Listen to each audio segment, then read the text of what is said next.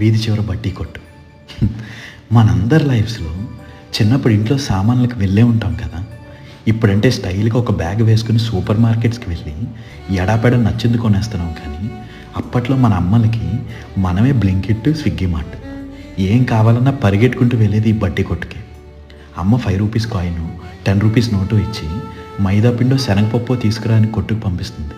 వెంటనే పారగాన్ చెప్పులు వేసుకుని లింగలింగమంటూ పరిగెట్టేవాళ్ళం.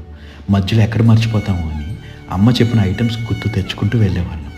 ఇంకా బడ్డీ కొట్టుకు వెళ్ళగానే తాత అది ఇవ్వు, అవ్వ ఇది ఇవ్వు అంటూ వరుసలు పెట్టే పిలుచుకునేవాళ్ళం. ఒక పక్క ఆ తాత మనకు కావాల్సిన ఐటమ్స్ పేపర్లో వేసి పొట్లం కడతా ఉంటే మన కళ్ళంతా అక్కడ ఉండే చాక్లెట్స్, పెప్పర్మెంట్స్, కూల్ డ్రింక్స్ ఇలా వీటి చుట్టూనే తిరుగుతూ ఉండేది. ఇంటికి వెళ్ళిపోయాక మిగిలిన చిల్లరను ఉంచుకోలే అని అమ్మ అంటే మామూలు హ్యాపీనెస్ కాదండి బాబు అది. ఇలా ఆ బడ్డీ కొట్టును బేస్ చేసుకుని చాలా మెమరీస్ ఉండేవి చిన్నప్పుడు. ఇప్పుడు లైఫ్ చాలా ఈజీ అయిపోయింది. ఇంట్లోనే కూర్చొని ఆర్డర్స్ చేసేసుకుంటున్నాం. కానీ ఆ రోజులు అలా షాప్కి వెళ్ళి ఆ షాప్ వాళ్ళతో కబుర్లు చెప్పుకుంటూ కొనుక్కొని రావడం, అలా వాళ్ళతో ఒక బాండింగ్ వచ్చేసేది. ఇప్పుడు ఇంటికి వెళ్ళినా ఆ బడ్డీ కొట్టు అక్కడ లేదు. చిన్నప్పుడు ఆ బడ్డీ కొట్టుతో ఎన్నో జ్ఞాపకాలు కదా. ఏమంటారు? ఉంటా అండి. ఇట్లు మీరు అనగా. ఇలాంటి మంచి మంచి వీడియోస్ కోసం డూ సబ్స్క్రైబ్ మై ఛానల్.